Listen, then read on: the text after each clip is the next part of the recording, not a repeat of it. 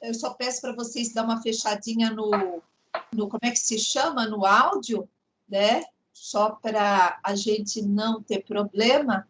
E é isso aí, gente. Então, bom dia a todos nós. Sejam bem-vindos à aula de hoje. Meu gatinho biscoito aqui na tela, meu falecido, que é tão fofo. Pessoal, eu sei que hoje a aula não é o 4.2, mas deu um problema na minha...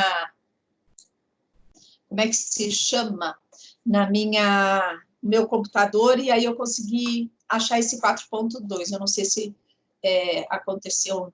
Opa, tá chegando o pessoal, vou esperar um minutinho, então, só para não ter que abrir e fechar. A Isabel não consegue receber as pessoas, né, Isabel? Autorizar o pessoal a entrar. Consegue, Isabel? Aí eu falando com você com fechado aqui. Eu procurei aqui, ó, tem atividade, chat, equipes, chamadas, arquivos, aplicativos. Onde é que eu vejo isso, Gil? Fica aquela ali, ó, no teu lado direito está escrito assim, pessoas. E aí tá cheio de bolinhas, ó, vou mostrar para você, tá cheio de bolinha, tá vendo? Equipes está aqui. Isso. É isso? E aí, isso, vê se tu tá vendo ali, aguardando no lobby Roberta Cavalcante. Abri ele, mas É só não. para ter, tenho só um Vzinho assim do lado da Roberta. Não, tem eclésia. Aquele eclésia. Deixa eu tirar uma foto aqui. Só vou fazer, eu pedi licença para os amigos, que eu vou mandar para você. Peraí. É assim, ó, no meu aqui. Vamos lá. Vou mandar para você. Vai que você trabalha aí na porta, nossa anfitriã aí. Né, Isabel? Vou colocar aqui. Outro dia me senti mal de eu não achar. E falei, ai, meu Deus, como é que eu não tenho negócio aqui para auxiliar, Gil? Ó, prontinho. Já está lá. Dá uma espiada. Vou voltar, então, para ver se aparece, porque aqui não apareceu nada. Tá bom, então. Eu tirei uma fotinho, tá? Eu tiro esse da equipe, né? Aí ele não ficou grande de novo. Tá pequenininho aqui e aparece tá escrito geral. Não tem problema, não. Então deixa que eu me vir aqui, sem tempo ruim, sossegado. Opa. Ai, gente, mas eu não gosto de não aprender as coisas. Não tem problema, não tem problema. E agora, como que eu volto para ele ficar grande? Ai, Isabel. Tenta fechar ali, ó, tem um xizinho no grupo, alguma coisa assim. Isso, do lado direito. Ó, a pessoa está chegando, gente, tem que esperar entrar. Não vai ter jeito, porque imagina eu começar a fechar, começar a fechar. Ai, ai, ai. Tá, eu não achei, Ju. Não tem problema. Então eu não estou conseguindo, talvez eu tenha que sair e voltar de novo. Não consegui voltar para ficar grande aqui. Sem problema algum, viu, gente? A gente dá um jeito. Mas vamos lá, então. Eu vou começar, só não importem aí se eu ter que fechar de novo, abrir de novo, fechar de novo a nossa aula. Nossa aula vai ser comprida à beça. Muito, muito, muito. Então, vamos que vamos. Por quê? Porque hoje, como eu falei para vocês, estou devendo a 4.1. A 4.1 deu problema, então eu estou pegando a 4.2. Hoje a gente vai falar de comportamento organizacional, do que se trata, e a questão das teorias da motivação, que são muitas, dezenas é a palavra certa, dezenas. Só que a gente geralmente conhece 2 ou 3. E hoje a gente vai ver pelo menos aí uns 5 teorias aí de motivação. E hoje a gente sabe muito bem que o que não quer calar é como tornar as pessoas mais engajadas, mais eficientes, mais motivadas. É uma época que as pessoas estão intensamente sem energia ou, como a gente sabe, com medo, muitos do futuro. E os nossos colaboradores, funcionários, eles estão, às vezes, muito sensíveis. Ainda ontem eu recebi uma ligação de um ex-colega meu que está numa outra unidade de uma grande empresa e ele falou assim, eu não sei mais o que faço, porque eu trabalho num setor com uma equipe e eles estão muito desestimulados. né? E eu não sei mais o que faço mesmo, por conta, acho que até do Covid e tudo mais, e pedir um help. Então, para que eu estou falando isso? Porque é necessário a gente saber que estratégias a gente pode vir a utilizar para motivar as pessoas, tá bom? Então, assim, tem várias teorias, inclusive depois, para a prova, eu não vou passar todas que eu vou falar, tá? Eu vou depois redimensionar e passo tanto para a Magda como para a Leila.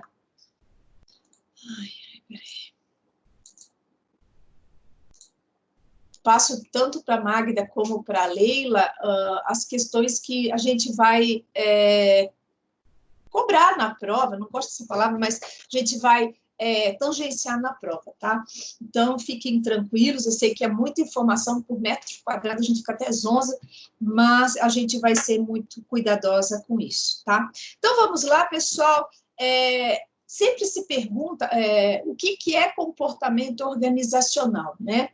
Basicamente, quando a gente pensa numa empresa, a gente pensa numa personalidade, num ser vivente. Oh, meu Jesus, espera aí só um pouco. Um bocadinho. Meu Deus.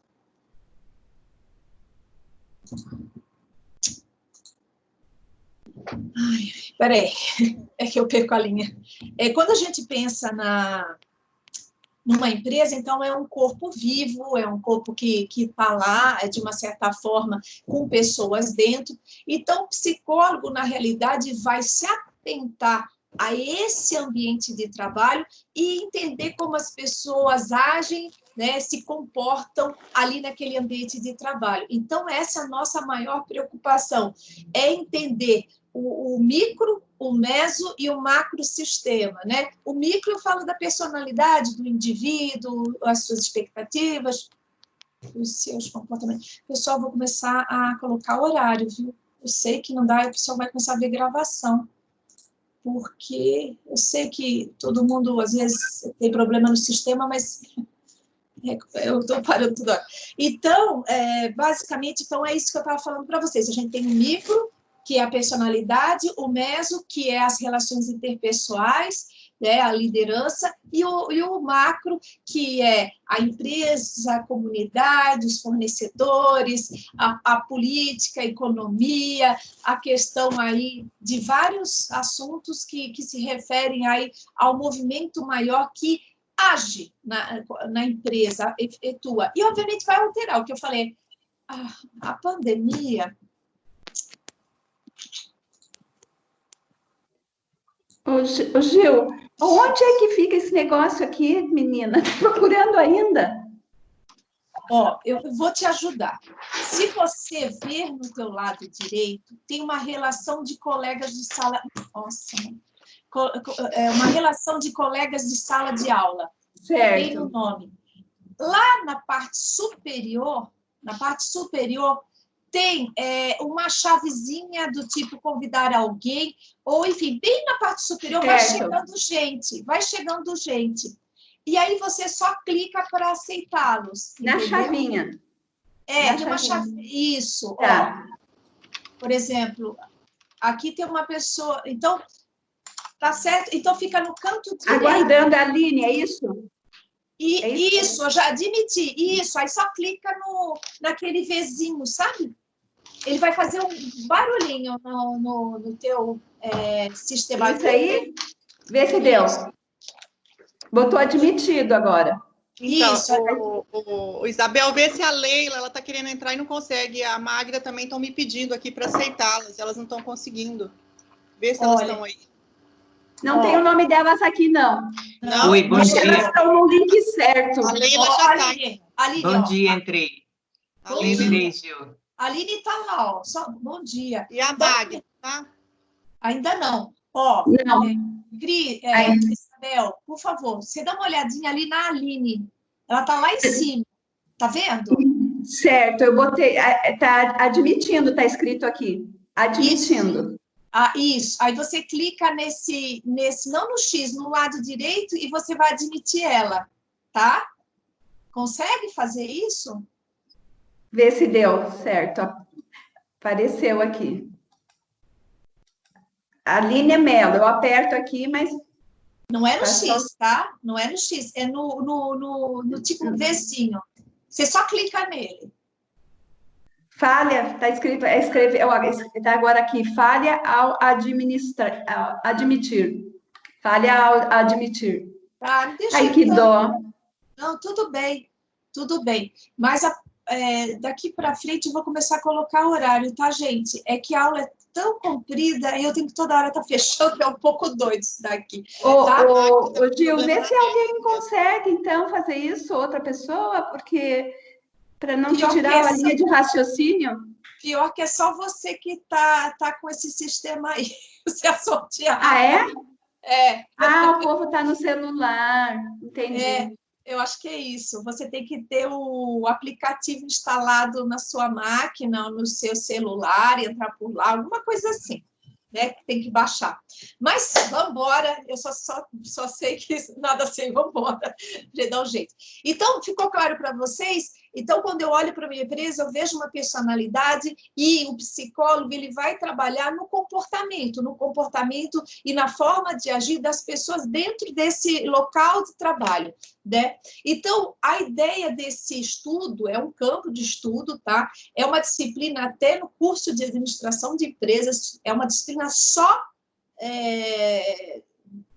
da administração, que vai entender várias coisas que nós estamos vendo. É claro, de um outro jeito, porque eles são administradores, mas para tu ver que a ênfase na psicologia é poderosíssima, tá? Então, reiterando, é um campo de estudo que trabalha esse comportamento e, basicamente, o psicólogo tem a possibilidade, tá, de compreender esse comportamento, explicar esse comportamento, prever esse comportamento e modificar. Basicamente, se você olhar isso, não deixa de ser uma análise experimental do comportamento. Então, eu olho as relações, eu explico elas, eu prevejo elas e modifico. Então, está nas nossas mãos mexer nesse interim que se chama comportamento humano. Olha que coisa mais linda aqui, ó. O que a gente estuda e analisa nesse comportamento organizacional? Primeiro, a pessoa, o indivíduo, o colaborador, o trabalhador. Então, gente, nós damos de 10 a 0 nos administradores. Não que nós sejamos os melhores, mas nisso a gente há de referenciar isso e eles, de uma certa forma, respeitam e muito. Então, a gente entende, e por isso que a gente leva 5 anos, para estudar as diferenças de cada um, ou seja, a sua personalidade. A gente começa a estudar como os indivíduos aprendem, aí vem o nosso subsistema de gestão de pessoas, que é o treinamento e desenvolvimento de pessoas, né? Nós estudamos a percepção, nós estudamos as emoções e também as motivações. Está grifado em azul porque é o assunto do dia de hoje. Depois, a gente também estuda a questão das relações grupais. Vocês vão ver psicologia organizacional 1, algumas coisas dessas, e 2, principalmente, tá? Deixa eu ver. Licença, pessoal.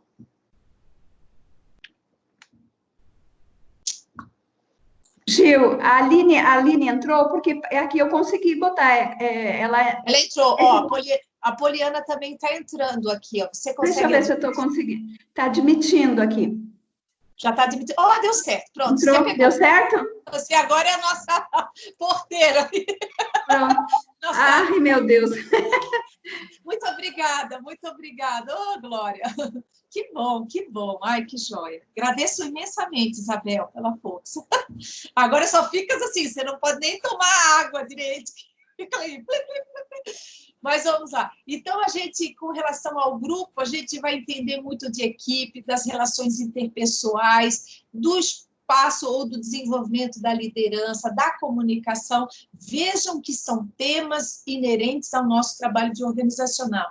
Lembre-se que, diferente do consultório que você está lá com o indivíduo e a gente tem essa única variável, uma história de vida, para trabalhar em organizações, você vai trabalhar um sistema, um macrosistema cheio de relações interpessoais, com jogos de poder, com influências, com relações, às vezes, conflituosas, com relações aí N. Por isso que eu falo assim, é um estudo mais aprofundado que você tem que entender e aprofundar-se em relação à compreensão da dinâmica de grupo propriamente dito. E o sistema, né?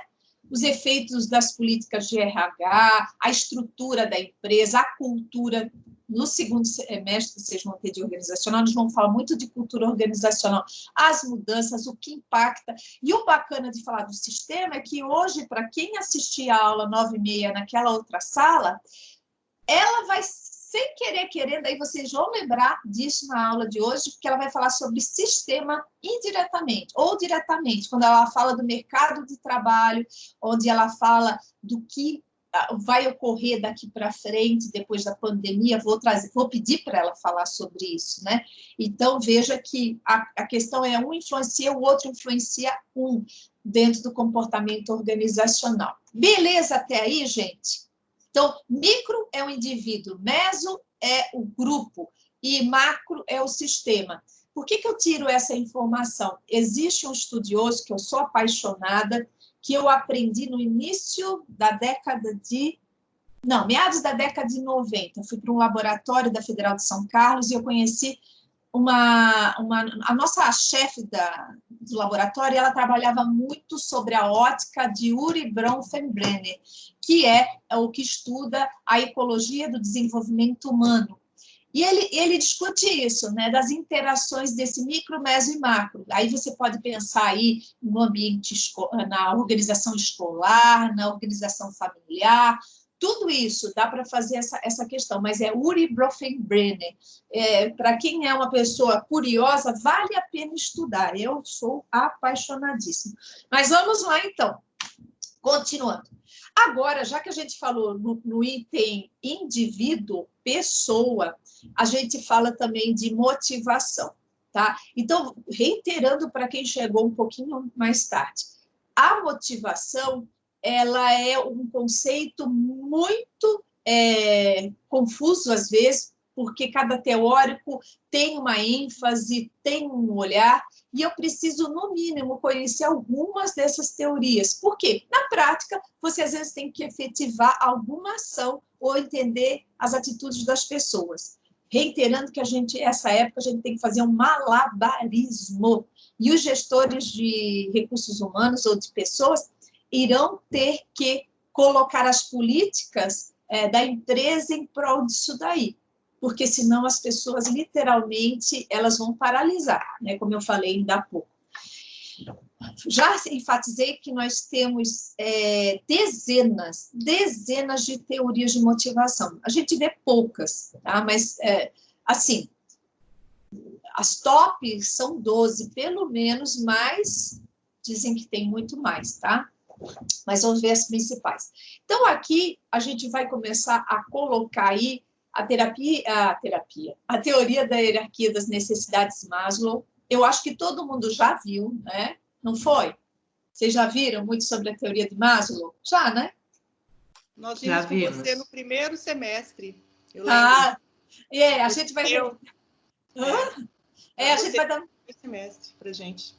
Ai, que legal. A gente, a nossa turma teve com você, né? Não sei as outras, mas nós tivemos, eu lembro direitinho. Certo. A gente vai dar uma resgatadinha. A teoria XY de McGregor, a teoria sobre poder, afiliação e realização de McClelland e a teoria ERG do Alderfer. Meu Deus, cada nome, dá para colocar nome de cachorro aqui. Mas vamos lá. Maximiano já dizia o seguinte, que a motivação envolve causas, tá? Ou motivos que vão gerar um comportamento, qualquer um que seja. Então, a gente diz que toda motivação não deixa de ser uma energia, uma força que impulsiona a gente a um objetivo, tá certo? E aí ele fala de 3 propriedades que envolvem esse lance dessa energia movida para um alvo, por exemplo. Então, ele falou da direção, da intensidade e da permanência. Reiterando, é quase como são os ingredientes de uma pessoa motivada. Então, daqui a pouco a gente já vai falar sobre eles. Então, motivação são forças ou motivos de forma interna ou externa que vão levar as pessoas ao estímulo da palavra entusiasmo. Já falei, eu acho que algumas vezes, né, que a etimologia da palavra entusiasmo é lindo. Tem a ver um Deus dentro de mim. Né? Então, pessoas entusiasmadas têm um Deus dentro de si. Eu achei fortíssimo. Tem persistência para conseguir uma meta e são responsáveis tanto pela intensidade da força que aplicam, como pela direção e a persistência dos esforços da pessoa para alcançar metas. Resumindo, então, quando eu falo que uma pessoa motivada ela está nessas 3 direções, eu estou dizendo assim, o quanto que uma pessoa motivada se esforça. Segundo, quais são as metas para atingir um objetivo? Então, ela tem um direcionamento, ela tem um GPS, ela não fica perdida ao léu, né? E a persistência, ou seja, qual é a tenacidade ou qual é o esforço, desculpa, perseverante para isso. Então, reitero, a motivação não é algo fugaz, não é algo efêmero, não é algo rápido. É alguém que destina todo foco, toda energia, toda intensidade, toda a busca daquele objetivo. Então, por isso que fala assim, não tem motivação, mas a pessoa não sabe nem o que quer. E aí, não tem como ir para nenhuma direção. Então, assim, a primeira coisa, para tudo. Esses dias atrás, uma amiga minha falando assim, estou dando um curso muito legal de administração de tempo. E ela falou assim, vou precisar da sua ajuda. Eu falei, por quê? Porque não adianta eu trabalhar com administração de tempo no meu curso se as pessoas não sabem o que querem. E eu vejo que a maioria não sabe nem o que quer, não sabe nem o que são motivadas. E aí não tem como iniciar nada. Então, reitero, as pessoas que você fala assim, nossa, é um exemplo de motivação, implicitamente, elas já sabem aonde querem chegar, e aí fica mais fácil, né? Aquela velha história, eu sei que para chegar àqueles 1,5 km, eu preciso ter esforço e eu preciso, obviamente, manter esse esforço. Eu não posso desistir, né? Então, acho que fica essa dica da intensidade, da direção e da persistência em relação a tudo isso, ok, gente? Alguma dúvida em relação a esses aspectos agora, gente? Tá tranquilo? Gil, Diga, vamos lá. Bom dia. Gil, repete, por gentileza, você falou, achei muito bonito. Motivação é alguém que... Você falou uma frase muito interessante que eu... Entusiasmo. Foi entusiasmo. Entusiasmo. Sim. Foi no a etimologia da palavra entusiasmo é um Deus dentro sim. de mim, né? E aí, sim, o que eu falo? Uma pessoa motivada é aquela que tem, basicamente, um GPS. Ele tem um foco, ele tem uma direção, ele sabe que todo aquele esforço vai levar a alguma coisa no meio do caminho. E aí, ele também tem a perseverança. É uma pessoa que não tem em si aquela questão... Ela tem mais sacrifícios do que, de uma certa forma, é uma pessoa efêmera no que ela quer. Geralmente, ela tem uma visão de médio e longo prazo, né? E a gente até brinca, né? Ela não está na aula de hoje, mas se vocês quiserem anotar, é uma pessoa que não é movida pela energia hedonista, né? Do puro prazer. Pode até e deve envolver isso, mas ela é mais na eudaimônica. A eudaimônica é uma felicidade que a gente busca, mas com um lance muito interessante, que é o quê? Aquela paixão, aquela energia de, por exemplo, e por que não, a gente pode falar de um propósito de vida maior. Né? Então, por que você, trabalhadora, acorda todos os dias? Será que é só para pagar um boleto? Será que é só para pagar ou ter a sobrevivência, a segurança de uma sobrevivência? Por isso que muita gente se frustra. Por quê? Porque viver só disso é simplesmente pegar a tua energia, o teu esforço e jogar na lata do lixo, porque você só enxerga a curto prazo. né? Então, é algo que a gente tem que rever com o funcionário aonde está o olhar dele, aonde estão os sonhos dele. É claro que no coletivo, cada um direciona a sua energia para um ponto, mas a minha preocupação básica é quem ainda não encontrou a sua meta, não é ninguém, tá? E aí eu peço para que quem está me ouvindo aí e não tem ainda uma causa, um motivo, uma coisa, reveja isso, porque é 3 palitos. Aí eu vou falar uma questão de muitos anos de trabalho. É 3 palitos eu entrar em depressão numa situação dessa. Né? Por isso que as pessoas estão se suicidando, por isso que as pessoas estão descrentes, por isso que as pessoas estão ansiosas, porque elas olham só lá para fora e não para dentro. E lá fora eu não tenho controle, mas aqui dentro eu tenho. Eu posso gerar algo, né, dentro de mim, uma força maior, que a gente falou até na aula passada. Né? Porque senão, se a gente olhar para fora, gente, não dá.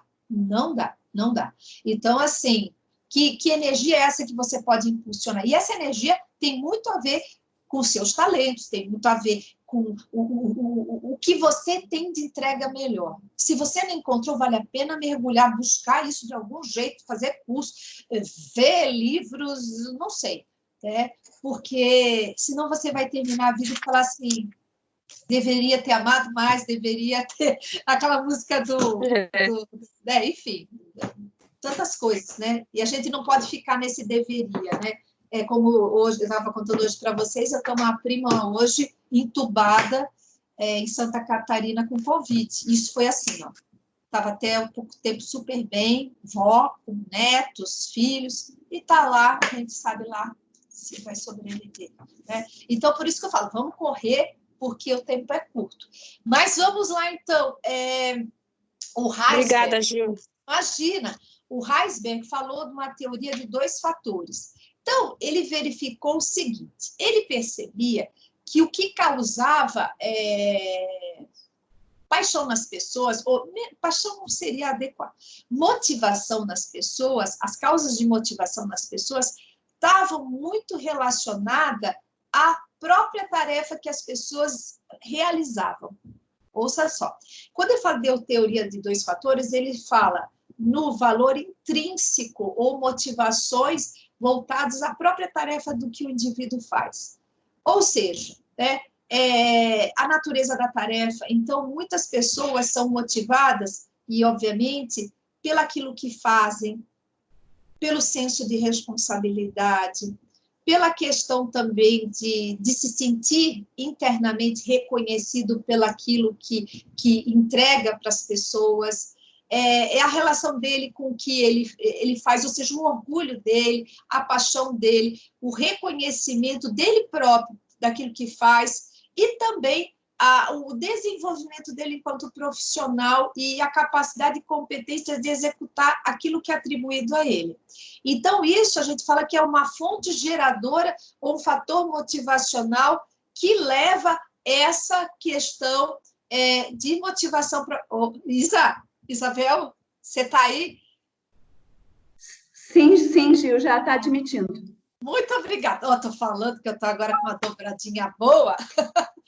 Tá, então, só reiterando, quando eu falo desses 2 fatores, então você tem que lembrar que tem os fatores motivacionais relacionados à própria tarefa e temos outra que tem a ver com fatores ambientais ou fatores higiênicos, tá?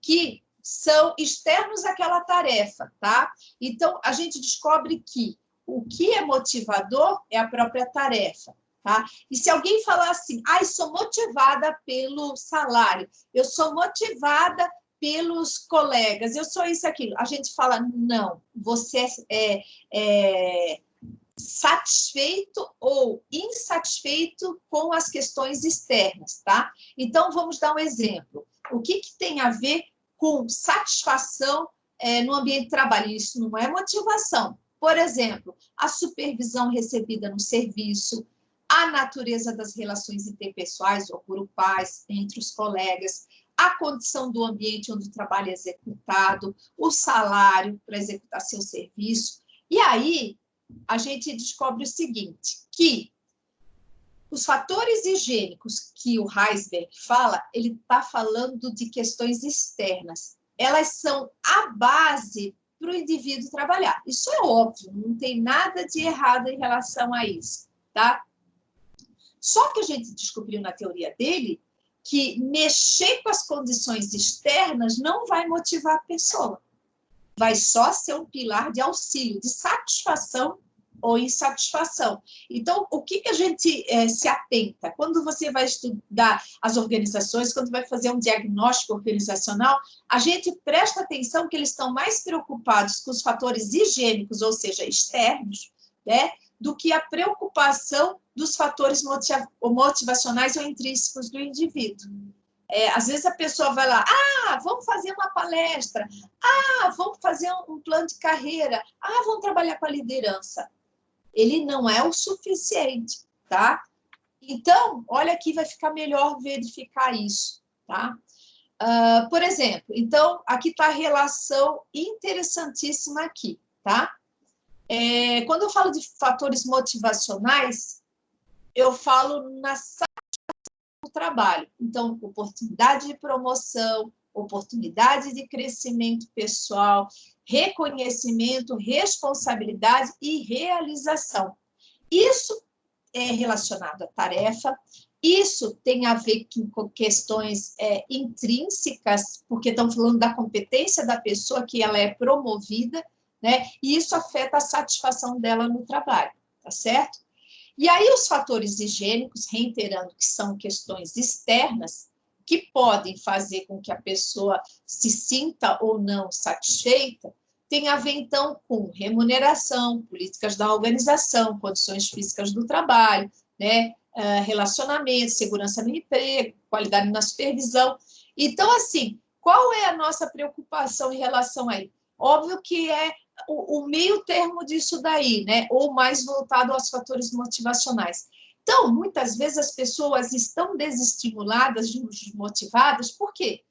Não são reconhecidas no que fazem, acabam fazendo trabalhos das quais essas pessoas nunca utilizaram toda a competência que possuem, ou está muito aquém do que ela faz, ou está muito distante disso tudo. Por que? E aí eu vou reiterar com muito respeito e carinho, tá, ao que eu vou falar, porque toda regra tem exceção, mas houve um estudo do Conselho Regional de Psicologia de MS, eu já comentei, acho que isso para vocês, do trabalho dos psicólogos organizacionais, o levantamento em consultorias, em empresas, em ONGs e também em serviço público, tá? Fizeram, então, todo o levantamento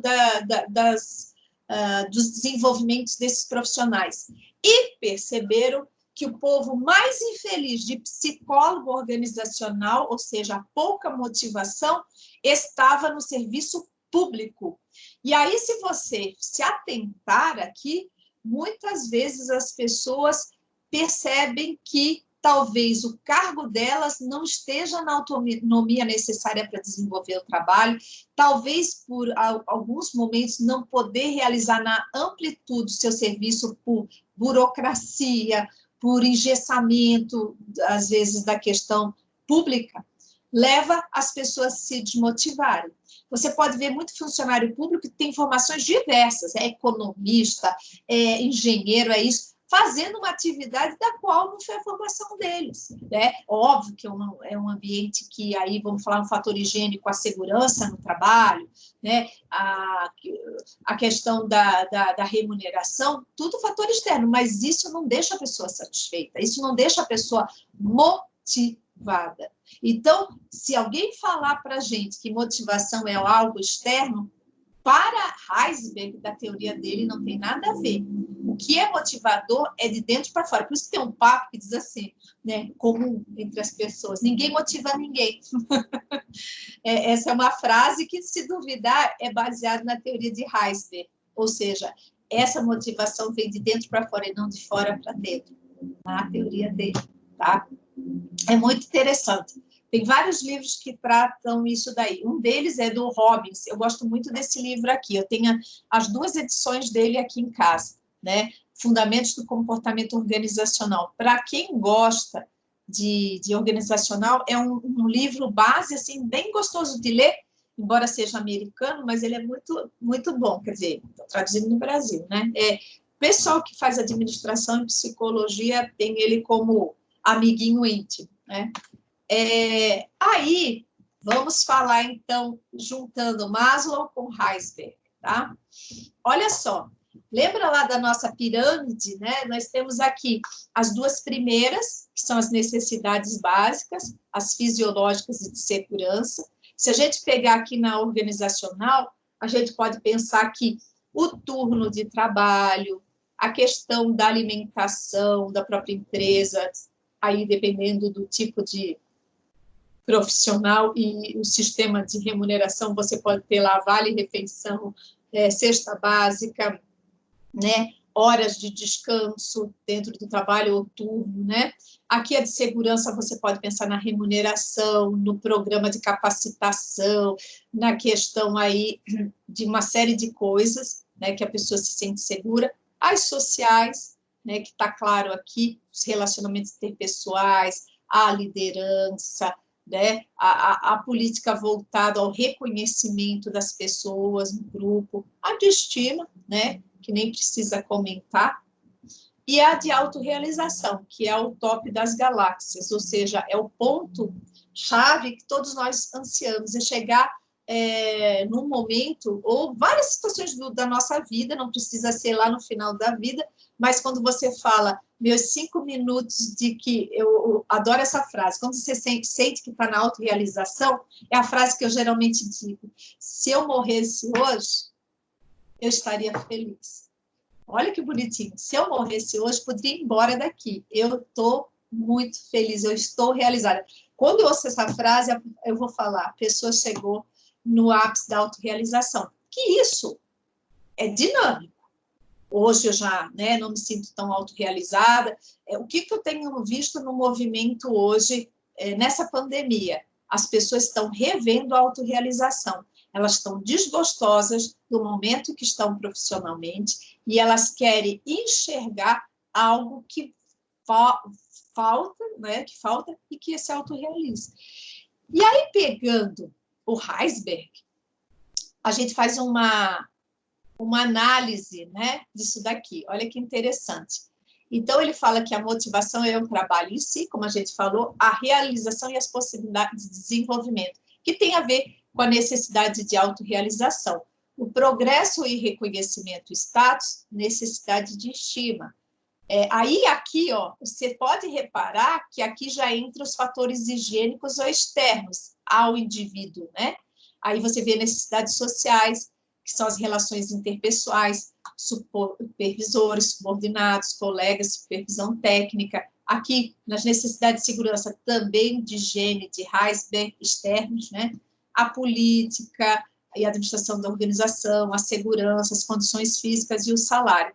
E as necessidades fisiológicas, a vida particular de todos nós, né? Então, foi um gráfico assim, que eu achei super legal, e a gente acabou vendo aqui um pouquinho do modelo de Maslow. Lembrando que isso aqui é bastante dinâmico, né? E hoje eu posso estar muito buscando isso daqui, amanhã eu posso estar buscando isso daqui, e assim por diante, tá? Então, reiterando, se eu for uma gestora, eu preciso estar atento a esse movimento do individual, né? E aí vem um lance, será que eu posso mostrar para vocês? Vou até aqui, e aí eu já vou fazer um contraponto, não sei se vai dar tempo. Eu vou falar da teoria X e Y, de MacGregor, tá? Vamos lá. Ele identificou 2 tipos de líderes e 2 tipos de trabalhador. Quando ele olha para o ser humano, ele fica atento ao que move as pessoas e a percepção que líderes têm dos seus liderados, tá? Ou das próprias pessoas em si, mas geralmente quando ele refere, ele vai referir sempre a percepção do líder em relação ao outro. Então, a gente diz assim, o líder que tem a versão de uma teoria X, ou seja, uma percepção do trabalhador dentro da perspectiva da teoria X, vai olhar o funcionário de que forma? ele pensa o seguinte: o trabalho é intrinsecamente desagradável para a maioria das pessoas. Como o trabalhador não gosta de trabalhar, ele precisa ser coagido, controlado ou ameaçado com punições para que cumpram as metas. Para ele também, os trabalhadores evitam responsabilidades e buscam orientação formal sempre que possível. E também, nessa perspectiva, ele vê que a motivação só tem a ver com os níveis fisiológicos e de segurança. Então, tenta imaginar que ser é esse, que olha para alguém e fala assim, e existe esse termo em livros que falam dessa teoria. É pesado, tá? Não se preocupe, mas é assim que você vai ver. Ele chama o trabalhador de ter uma perspectiva de vadiagem social. Ele acha que o trabalhador, com perdão da palavra, é vagabundo, que ele só trabalha porque é mandado, ele só trabalha se ele for mandado ou coagido, que ele, na realidade, ele só vem lá, o funcionário, ele é o chupinho que quer só pagar as contas e se sentir seguro, né? Então, por conta disso, a mão é pesada desse líder, né? E ele acha assim, porque o trabalhador movido a isso acha que o trabalhador, a vida é desagradável, o trabalho é desagradável, portanto, tem que mandar, obedecer, etc. e tal. Então, tenta imaginar que motivação esse tipo de líder dá ao chefe, né, aos seus funcionários. Como é que pode ter motivação? Como é que pode mover? Ele move. Aí que tá, ele move as pessoas. Move porque são mandados, porque eles são, de uma certa forma, inerentemente cobrados e, ao mesmo tempo, mexem com o quê? Com a segurança das pessoas. Não sei se eu contei para vocês na última aula, acho que sim. Eu comprei uma revista Você S.A. que ainda acho que está nas bancas, que tem um ovo na frente que fala o mito da resiliência. E ele fala, em algumas conjecturas aí das organizações, as pessoas têm chantageado as outras porque estão à mercê de uma economia bastante estável. E aí está aparecendo, se você pegar aí as suas notícias, home office que estão acontecendo, que as pessoas estão xingando as outras em videoconferência, estão ultrapassando os limites, estão trabalhando full time, de segunda a segunda, é trabalho no domingo, é trabalho no sábado, ainda pega e fala assim no meio de todo mundo na videoconferência. Eu vi a notícia recentemente das pessoas tendo assédio moral, que do tipo, se não quer trabalhar, está cheio de gente na fila precisando de emprego. Então, assim, tenta imaginar que muitos hoje, nas organizações mais desestruturadas, estão na teoria X, tá certo? Então, é só para chamar a atenção disso. Na Y, olha que bacana, né? Ele vê o trabalho como algo natural, desde que as condições sejam favoráveis. Ele acredita que as pessoas, por si só, são comprometidas aos objetivos da empresa, elas têm autocontrole e autodireção, ou, vou colocar assim, têm uma certa autonomia. Na média, as pessoas podem aprender e aceitar até buscar responsabilidades. Olha que diferente da outra, né? E a inovação e a criatividade estão distribuídas por toda a população, por todos os empregados, por exemplo. Então, veja, quando eu sou um líder que caminho para acreditar que a pessoa pode direcionar seu trabalho, que ela pode se comprometer, que ela pode usar toda a sua criatividade, que ela aceita responsabilidades, gente, é um outro clima organizacional, é um outro jeito de motivar. O primeiro é motivar pela dor, o outro é para motivar pelo prazer, né? E aí eu quero mostrar um vídeo para vocês, tá? Deixa eu ver aqui. Então, eu vou continuar aqui. Depois dessa teoria, eu vou mostrar um vídeo para vocês falando da motivação no século XXI. Tem muita gente, quando eu mostrei esse vídeo, de ficar de queixo caído, que fala assim, nossa, tudo que eu aprendi no curso de administração cai por terra, né? Sim, porque o jeito de gerenciar pessoas não é o mesmo daquela época que a gente viu em aula do Henry Ford, disso, daquilo. A gente está num momento de muitas mudanças radicais dos trabalhadores, e eu já vou mostrar por quê. Então, da questão do McGregor, ele fala também dos incentivos intrínsecos e extrínsecos, tá?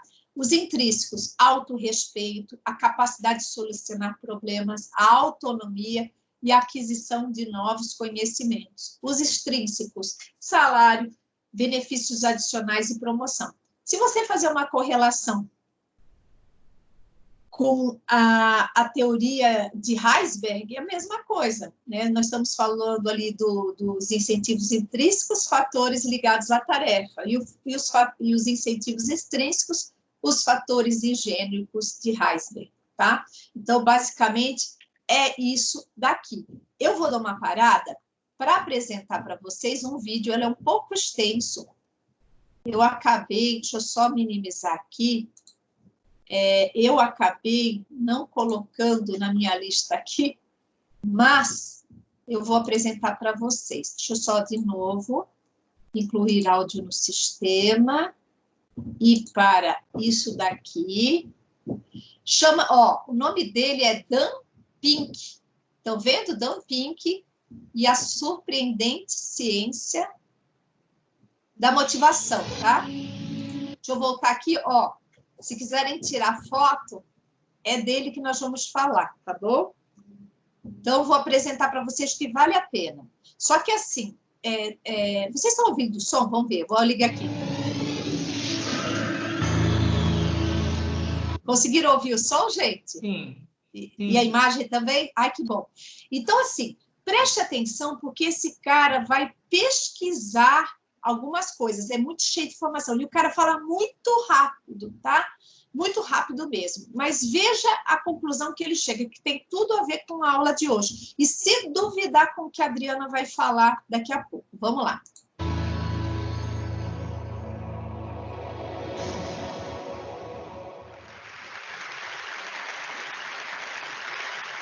I need to make a confession at the outset here. A little over 20 years ago, I did something that I regret, something that I'm not particularly proud of, something that in many ways I wish no one would ever know, but that here I feel kind of obliged to reveal. In the late 1980s, in a moment of youthful indiscretion, I went to law school. Now,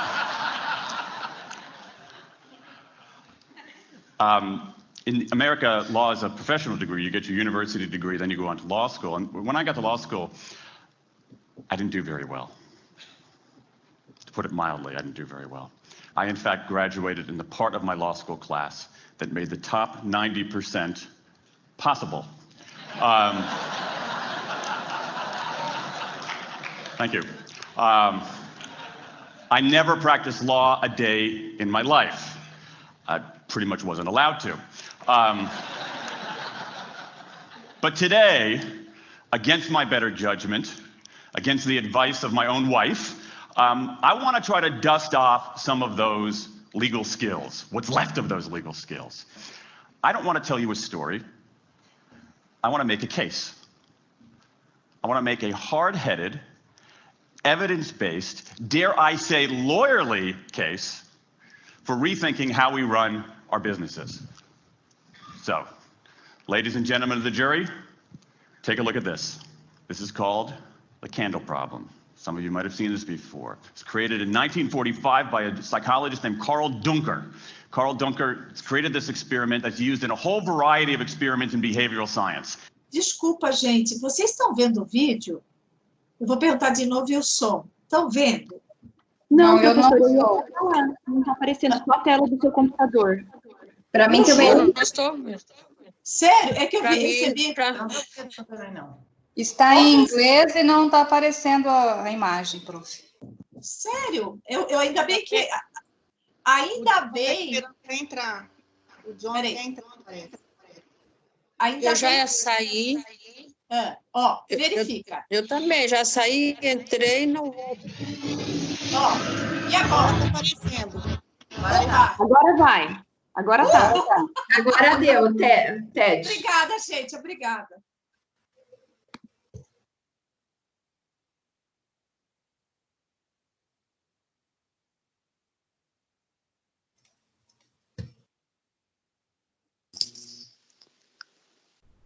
Professora, tá sem som. Sério? Peraí. Agora tá sem som. Agora tá sem... Agora aparece a imagem, não aparece o som. Você não entende inglês mesmo? Ai, Jesus! Vamos lá! Não, vamos embora. Vai dar tudo Mas não tem certo. problema. A gente lê a legenda. Não, mas não é a mesma coisa. É que nem assistir Não é, filme. não. É, É. não dá. Não rola, não rola. Peraí, vamos lá então. Aqui. Vai dar tudo certo. Ó, verifica se tá tudo Vai. certo aqui. Vai.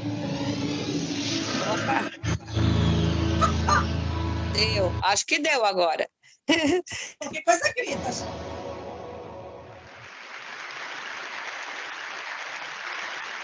I need to make a confession at the outset here.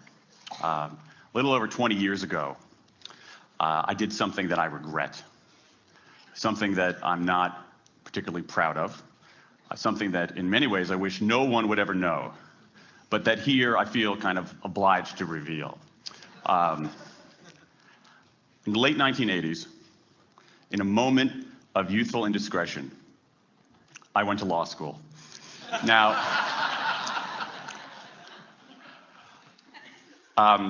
in America, law is a professional degree. You get your university degree, then you go on to law school. And when I got to law school, I didn't do very well. To put it mildly, I didn't do very well. I, in fact, graduated in the part of my law school class that made the top 90% possible.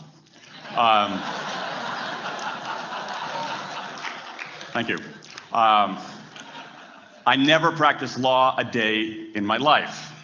I pretty much wasn't allowed to.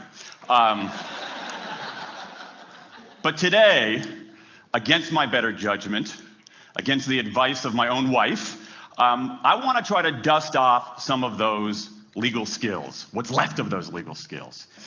I don't want to tell you a story. I want to make a case. I want to make a hard-headed, evidence-based, dare I say lawyerly case for rethinking how we run our businesses. So, ladies and gentlemen of the jury, take a look at this. This is called the candle problem. Some of you might have seen this before. It was created in 1945 by a psychologist named Carl Duncker. Carl Duncker created this experiment that's used in a whole variety of experiments in behavioral science. And here's how it works. Suppose I'm the experimenter. I bring you into a room. I give you a candle, some thumbtacks, and some matches. And I say to you, your job is to attach the candle to the wall so the wax doesn't drip onto the table. Now, what would you do? Many people begin trying to thumbtack the candle to the wall. Doesn't work. Some people, and I saw somebody kind of make the motion over here, some people have a great idea where they light the match, melt the side of the candle, try to adhere it to the wall. It's an awesome idea, doesn't work. And eventually, after 5 or 10 minutes, most people figure out the solution, which you can see here.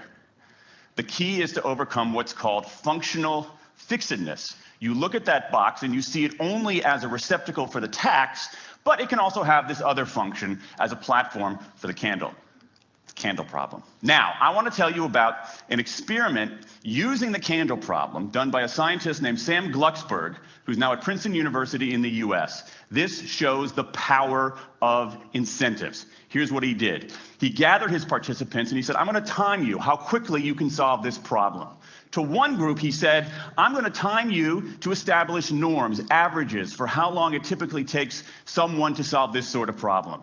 To the second group, he offered rewards. He said, if you're in the top 25% of the fastest times, you get $5. If you're the fastest of everyone we're testing here today, you get $20. Okay, now this is several years ago, adjusted for inflation. It's a decent sum of money for a few minutes of work. Okay, it's a nice motivator. Question, how much faster did this group solve the problem? Answer, it took them on average 3.5 minutes longer. 3.5 minutes longer. Now, this makes no sense, right? I mean, I'm an American. I believe in free markets. That's not how it's supposed to work, right? If you want people to perform better, you reward them, right? Bonuses, commissions, their own reality show, incentivize them. That's how business works. But that's not happening here. You've got an incentive designed to sharpen thinking and accelerate creativity, and it does just the opposite. It dulls thinking and blocks creativity. And what's interesting about this experiment is that it's not an aberration. This has been replicated over and over and over again for nearly 40 years. These contingent motivators. If you do this, then you get that. Work in some circumstances, but for a lot of tasks, they actually either don't work or often they do harm. This is one of the most robust findings in social science and also one of the most ignored. I spent the last couple of years looking at the science of human motivation, particularly the dynamics of extrinsic motivators and intrinsic motivators. And I'm telling you, it's not even close. If you look at the science, there is a mismatch between what science knows and what business does. And what's alarming here is that our business operating system, think of the set of assumptions and protocols beneath our businesses, how we motivate people, how we apply our human resources. It's built entirely around these extrinsic motivators, around carrots and sticks. That's actually fine for many kinds of 20th century tasks. But for 21st century tasks, that mechanistic reward and punishment approach doesn't work, often doesn't work, and often does harm. Let me show you what I mean. So Glucksberg did another experiment similar to this, where he presented the problem in a slightly different way, like this up here. Okay? Attach the candle to the wall so the wax doesn't drip onto the table. Same deal. You were timing for norms. You were incentivizing. What happened this time? This time, the incentivized group kicked the other group's butt. Why? Because when the tasks are out of the box, it's pretty easy, isn't it? If-then rewards work really well for those sorts of tasks, where there's a simple set of rules and a clear destination to go to. Rewards, by their very nature, narrow our focus, concentrate the mind. That's why they work in so many cases. And so for tasks like this, a narrowed focus where you just see the goal right there, zoom straight ahead to it, they work really well. But for the real candle problem, you don't want to be looking like this. The solution's not over here. The solution's on the periphery. You want to be looking around. That reward actually narrows our focus and restricts our possibility. Let me tell you why this is so important. In Western Europe, in many parts of Asia, in North America, in Australia, white-collar workers are doing less of this kind of work and more of this kind of work. That routine, rule-based, left-brain work, certain kinds of accounting, certain kinds of financial analysis, certain kinds of computer programming has become fairly easy to outsource, fairly easy to automate. Software can do it faster. Low-cost providers around the world can do it cheaper. So what really matters are the more right-brain, creative, conceptual kinds of abilities. Think about your own work. Think about your own work. Are the problems that you face, or even the problems we've been talking about here, are those kinds of problems, do they have a clear set of rules and a single solution? No. The rules are mystifying. The solution, if it exists at all, is surprising and non-obvious. Everybody in this room is dealing with their own version of the candle problem. And for candle problems of any kind, in any field, those if-then rewards, the things around which we've built so many of our businesses, don't work. Now, I mean, it makes me crazy. And this is not, here's the thing, this is not a feeling, okay? I'm a lawyer, I don't believe in feelings. This is not a philosophy. I'm an American, I don't believe in philosophy. This is a fact, or as we say in my hometown of Washington, D.C., a true fact. Let me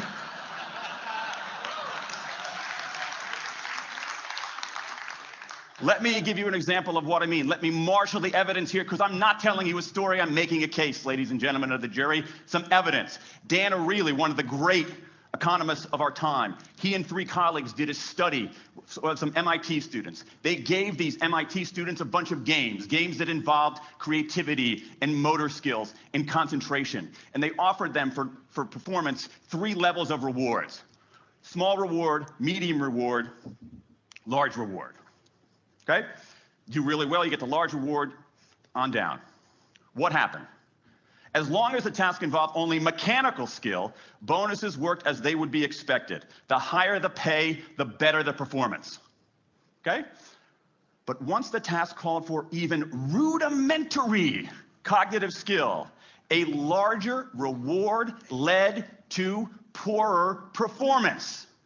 Then they said, okay, let's see if there's any cultural bias here. Let's go to Madurai, India and test this. Reward standard of living is lower. In Madurai, a reward that's modest by North American standards is more meaningful there.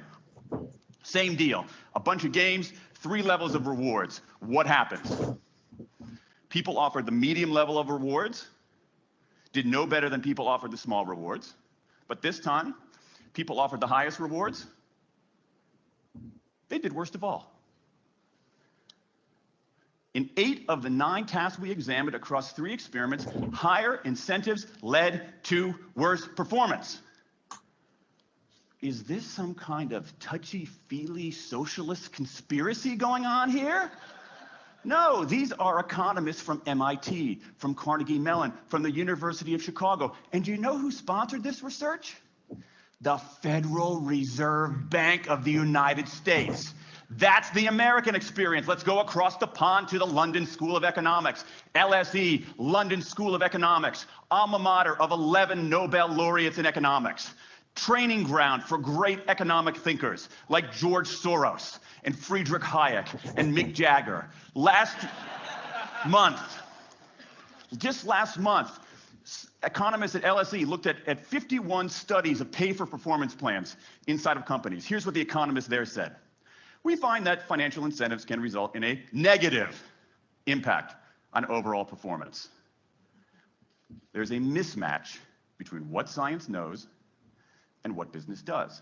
And what worries me as we stand here in the rubble of the economic collapse is that too many organizations are making their decisions, their policies about talent and people, based on assumptions that are outdated, unexamined, and rooted more in folklore than in science. And if we really want to get out of this economic mess, and if we really want high performance on those definitional tasks of the 21st century, the solution is not to do more of the wrong things, to entice people with a sweeter carrot or threaten them with a sharper stick. We need a whole new approach. The good news about all this is that the scientists who've been studying motivation have given us this new approach. It's an approach built much more around intrinsic motivation, around the desire to do things because they matter, because we like it, because they're interesting, because they're part of something important. And to my mind, that new operating system for our businesses revolves around 3 elements: autonomy, mastery, and purpose. Autonomy, the urge to direct our own lives.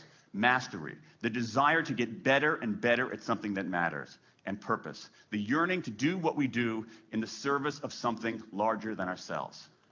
These are the building blocks of an entirely new operating system for our businesses. I want to talk today only about autonomy. In the 20th century, we came up with this idea of management. Management did not emanate from nature. Okay, management isn't it's not a tree, it's a television set. Okay, somebody invented it. And it doesn't mean it's going to work forever. Management is great. Traditional notions of management are great if you want compliance. But if you want engagement, self-direction works better. Let me give you some examples of some kind of radical notions of self-direction. And what this means, you don't see a lot of it, but you see the first stirrings of something really interesting going on. Because what it means is, it means paying people adequately and fairly, absolutely. Getting the issue of money off the table, and then giving people lots of autonomy. Let me give you some examples. How many of you have heard of the company Atlassian? Okay, looks like less than half. Atlassian is an Australian software company, and they do something incredibly cool. A few times a year, they tell their engineers, go for the next 24 hours and work on anything you want. as long as it's not part of your regular job. Work on anything you want. So the engineers use this time to come up with a cool patch of code, to come up with an elegant hack. Then they present all of these stuff that they've developed to their teammates, to the rest of the company, in this wild and woolly all-hands meeting at the end of the day. And then, being Australians, everybody has a beer. They call them FedEx days. Why? Because you have to deliver something overnight. It's not bad. It's a huge trademark violation, but it's pretty clever. That one day of intense autonomy has produced a whole array of software fixes that might never have existed. And it's worked so well that Atlassian has taken it to the next level with 20% time, done famously at Google, where engineers can spend 20% of their time working on anything they want. They have autonomy over their time, their task, their team, their technique. Okay, radical amounts of autonomy. And at Google, as many of you know, about half of the new products in a typical year are birthed during that 20% time. Things like Gmail, Orkut, Google News. Let me give you an even more radical example of it. Something called the results-only work environment, the ROWE, created by 2 American consultants in place at about a dozen companies around North America. In a row, people don't have schedules. They show up when they want. They don't have to be in the office at a certain time or any time. They just have to get their work done. How they do it, when they do it, where they do it is totally up to them. Meetings in these kinds of environments are optional. What happens? Almost across the board. Productivity goes up, worker engagement goes up, worker satisfaction goes up, turnover goes down. Autonomy, mastery, and purpose. These are the building blocks of a new way of doing things. Now, some of you might look at this and say, that sounds nice, but it's utopian. And I say, nope. I have proof. In the mid-1990s, Microsoft started an encyclopedia called Encarta. They had deployed all the right incentives. All the right incentives. They paid professionals to write and edit thousands of articles. Well-compensated managers oversaw the whole thing to make sure it came in on budget and on time. A few years later, another encyclopedia got started. Different model, right? Do it for fun. No one gets paid a cent or a euro or a yen. Do it because you like to do it. Now, if you had, just 10 years ago, if you had gone to an economist anywhere and said, hey, I got these 2 different models for creating an encyclopedia. If they went head-to-head, who would win? 10 years ago, you could not have found a single sober economist anywhere on planet Earth who would have predicted the Wikipedia model. This is the titanic battle between these 2 approaches. This is the Ali Frazier of motivation, right? This is the Thrilla in Manila, all right? Intrinsic motivators versus extrinsic motivators. Autonomy, mastery, and purpose versus carrots and sticks. And who wins? Intrinsic motivation, autonomy, mastery, and purpose in a knockout. Let me wrap up. There's a mismatch between what science knows and what business does. And here's what science knows. 1, those 20th century rewards, those motivators we think are the natural part of business, do work, but only in a surprisingly narrow band of circumstances. 2, those if-then rewards often destroy creativity. 3, the secret to high performance isn't rewards and punishments, but that unseen intrinsic drive, the drive to do things for their own sake, the drive to do things because they matter. And here's the best part. Here's the best part. We already know this. The science confirms what we know in our hearts. So if we repair this mismatch between what science knows and what business does, if we bring our notions of motivation into the 21st century, if we get past this lazy, dangerous ideology of carrots and sticks, we can strengthen our businesses, we can solve a lot of those candle problems, and maybe we can change the world. I rest my case.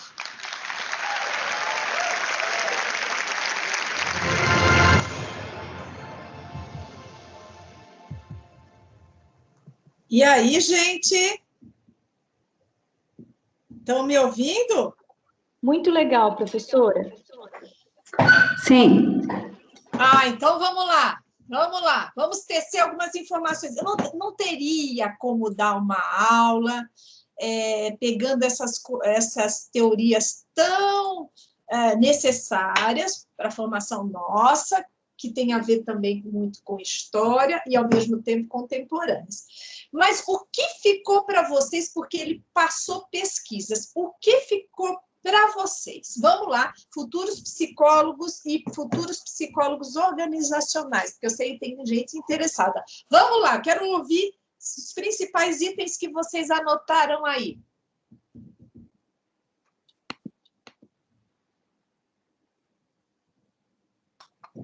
Oi, Gil. Oi, Leila. Nossa, muito interessante. Eu não consegui ler tão rapidamente porque a barra de desligar e ligar ela ficava pegando um pouco aqui. Mas, assim, a questão da forma do líder, né, da organização verificar que a punição, né, que isso daí tira a criatividade, que tira a espontaneidade da pessoa, que não é o valor em si de fora. E aí faz como você estava explicando anteriormente. E isso me chamou muita atenção, porque no trabalho de ontem, fazendo tudo isso daí, e que trabalha muito a questão dos valores e os líderes de forma diferente, eu não sei se é a mesma coisa, porque eu li tantas coisas, e assim, eu estava comentando isso com meu marido, que trouxe uma informação, que ele estava me perguntando, mas o que é essa forma de trabalhar diferente, né? Uhum. E é justamente a questão da autonomia. Aí ele falou, Leila, porque ele é consultor do Senar, e aí ele estava falando justamente que tem aqui no Brasil, na área dele, as granjas, né? E elas são contempladas todo ano, qual que é as melhores do Brasil.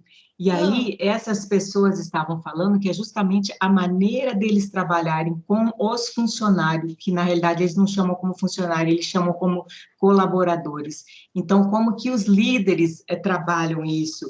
E que a forma de, por exemplo, de incentivo de salário, na realidade, é só 30% a 40% do que realmente tem valor para os funcionários, porque o restante vem atribuídos nesses outros valores, sabe? De como eles se sentem na empresa, como que é respeitado tudo isso, como que é criado e gerado essa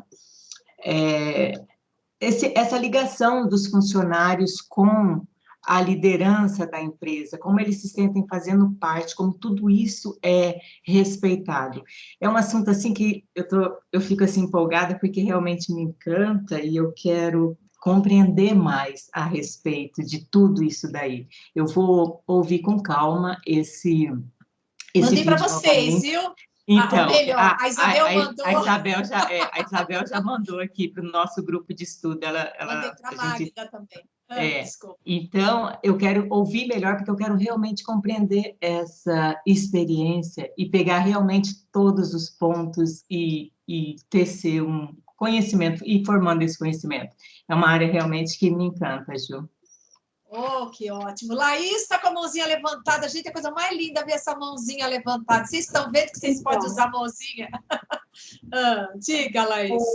Então, Gil, eu percebi que talvez, né, assim, a essência desse vídeo é justamente nos mostrar onde está o verdadeiro segredo para a motivação, que talvez seria, porque realmente o vídeo ficou um pouco meio travado, até vou assistir de novo. Mas seria você não simplesmente executar um trabalho por executar, mas assim, enxergar um propósito nele, uma coisa maior. E aí, talvez, essa questão de você ter essa motivação que vem de dentro, né? Isso, intrínseca, isso. Eu até postei uma reflexão, mas isso acerca, assim, da Bíblia, né, que eu gosto muito, que eu falo que, para mim, o manual da vida está lá.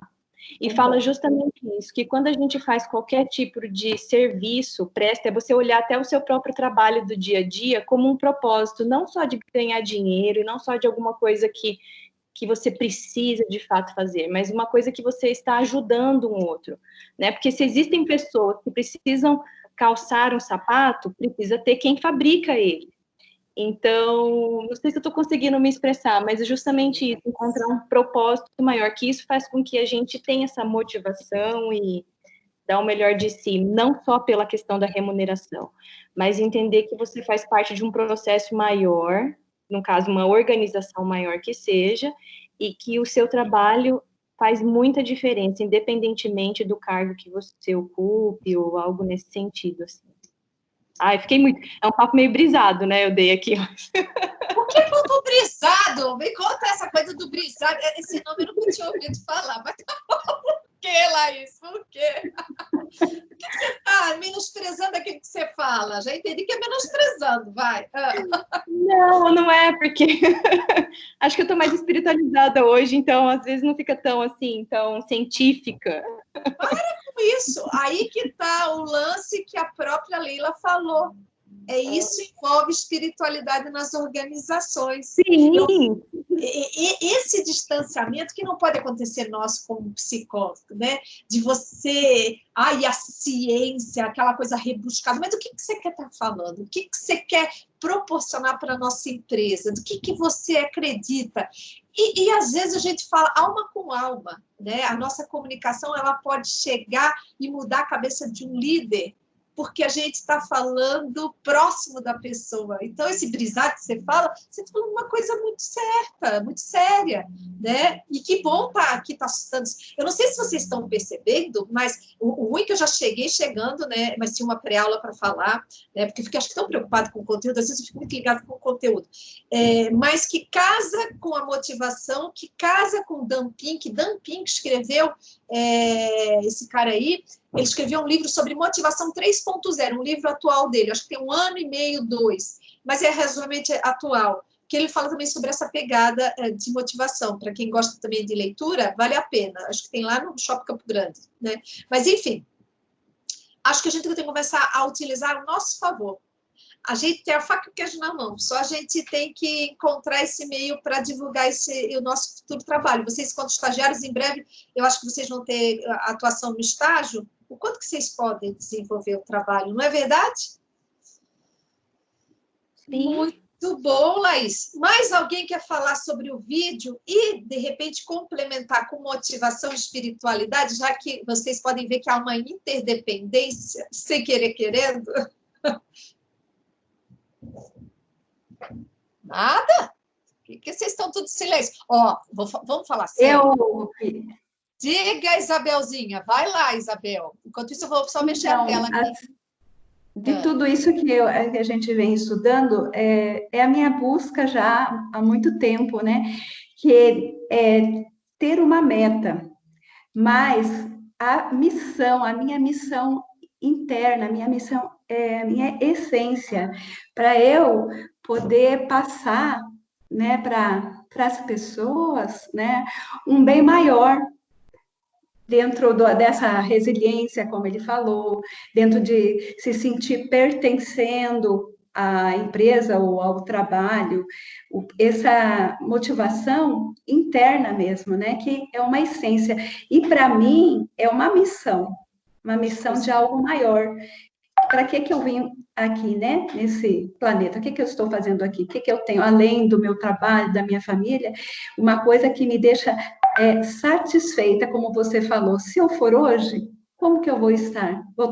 Já estou bem? Estou satisfeita? Principalmente nesse momento, né, são questões que vêm mesmo para mim, na minha mente, né? Então, eu acho que isso daí é muito, muito legal. E, pelos estudos, né, eu vi aquela pirâmide invertida, né? Que lá no topo a servidão, estar a serviço, né? Que eu acho que, para mim, é isso que eu quero para a minha vida. Que belíssimo. Que belíssimo. Gente, aqui nessa sala... existe uma riqueza de falas, de vidas aí, tão preciosas, né? Por isso que eu estou falando, não sei se é porque eu estou mexida com a situação hoje, né? Essa semana, tudo está acontecendo, mas eu acho que é um momento propício de a gente pensar, né? Que o quanto que a gente é vulnerável, essa é a palavra que se usa tanto na discussão hoje, da vulnerabilidade, ao mesmo tempo da urgência, a palavra da gente correr com o nosso propósito de vida. Não dá mais tempo para falar, amanhã eu faço isso, depois de amanhã eu tenho encontro comigo, não sei o quê, vou descobrir a motivação, mês que vem, 2 meses, não dá. Isso vale também, eu estava vendo uma discussão sobre carreira e tudo mais, que vou colocar na psicologia organizacional agora, é que antigamente a gente fazia lá o análise SWOT, né? Que quais são suas forças, suas fraquezas, suas oportunidades, ou isso, aquilo, e falava de um planejamento de médio e longo prazo, o que eu tenho que fazer para minimizar, por exemplo, os meus problemas, as minhas dificuldades, para atuar na empresa, para fazer um plano de ação, falar assim, olha, gente, essa palavra de planejar, vamos dizer que o mundo urge e a gente não pode aguardar, tem que fazer para amanhã. Então, essa fica, eu acho que o desafio de nossa aula hoje. Eu vou passar para vocês mais um teórico, tá? Ok?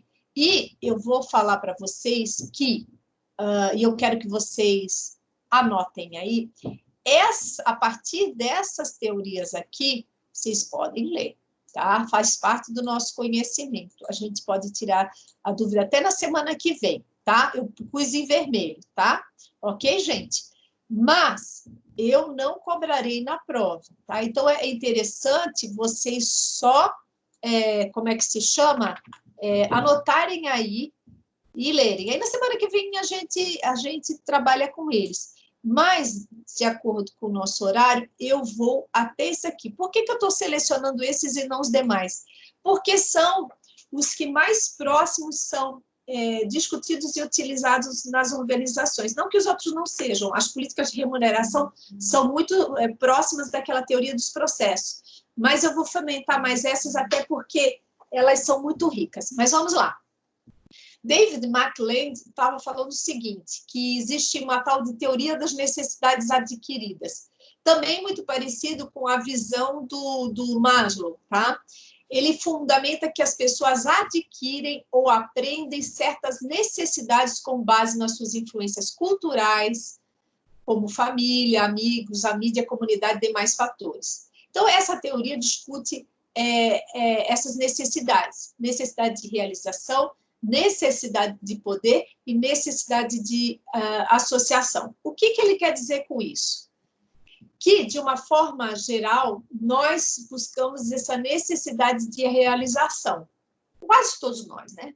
A busca de ser excelente, de realização e padrões de sucesso, ou seja, a procura por responsabilidades.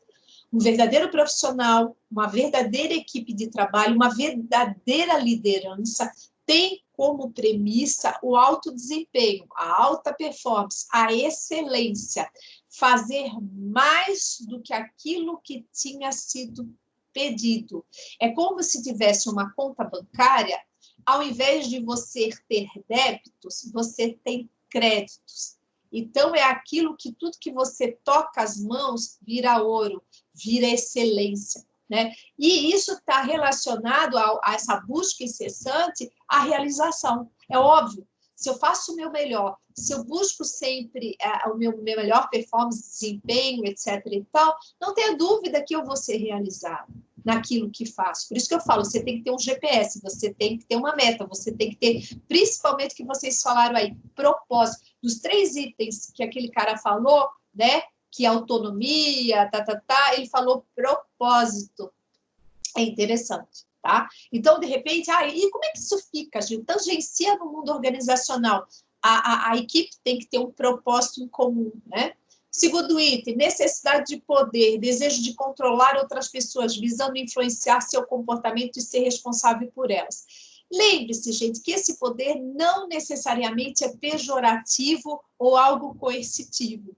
Se você reparar o ser humano, quando ele está no seu desenvolvimento máximo, ele tem a capacidade também de influenciar pessoas, né?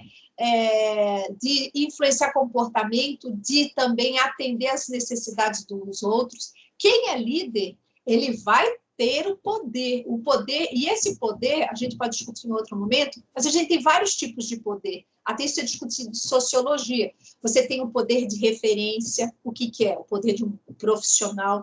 Você tem o poder relacional, né? De ter relações ou pontos de influência com outras pessoas. Tem outros nomes, mas eu vou mais ou menos colocar isso. Você tem o poder formal, que é aquele dado pela organização no seu crachá.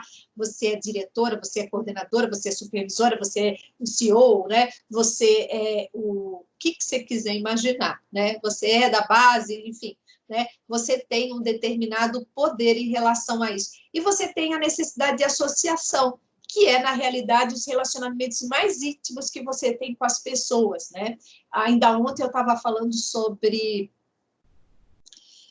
o IFP, o Inventário Fatorial de Personalidade, versão 2, e um deles ali falava dessa questão de associação, né, da importância disso nas nossas relações interpessoais. Quanto mais eu tiver um score alto disso, mais gregária eu sou, mais de aproximar as pessoas. Então, se você reparar, isso é uma busca incessantemente.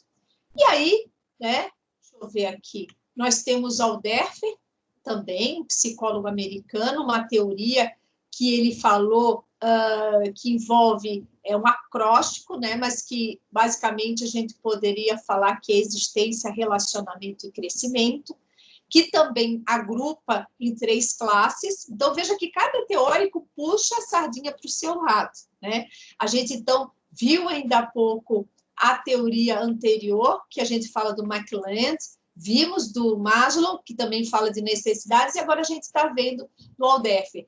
Ele falou o seguinte, que primeiro a gente tem aí as necessidades de existência, que tem muito a ver com Maslow, bem-estar e segurança, a de relacionamento, as sociais e de estima, parecido também, idêntico ao outro, e de crescimento, que tem a ver com autorrealização, desejo de crescimento e desenvolvimento pessoal. Basicamente, você vê uma correlação com o do Maslow, tá? E aqui, só com um adicional interessante, quando ele fala de relacionamento, ele também fala aqui, ó, de estima de terceiros, aquela coisa da filiação, né? Basicamente é isso, né? Então, o psicólogo que trabalha dentro dessa perspectiva humana, ele tem que ter essa correlação de desenvolver as pessoas no maior padrão. É claro que na empresa nem todo mundo tem a mesma ansiedade de autorrealização, mas muitas vezes nem sabe o que isso significa, né? Essa autorrealização, né? Não encontrou e, de repente, por não ter encontrado, às vezes é resistente. Mas, assim, o nosso papel nos dias atuais, sem sombra de dúvida, é poder suscitar o que há de melhor nas pessoas. E agora é a hora, agora é o momento, né? Muita gente aí sem perspectiva, e aquele que tiver um olhar aí para avançar, eu tenho certeza que vai contaminar para um ambiente melhor. Beleza, minha gente?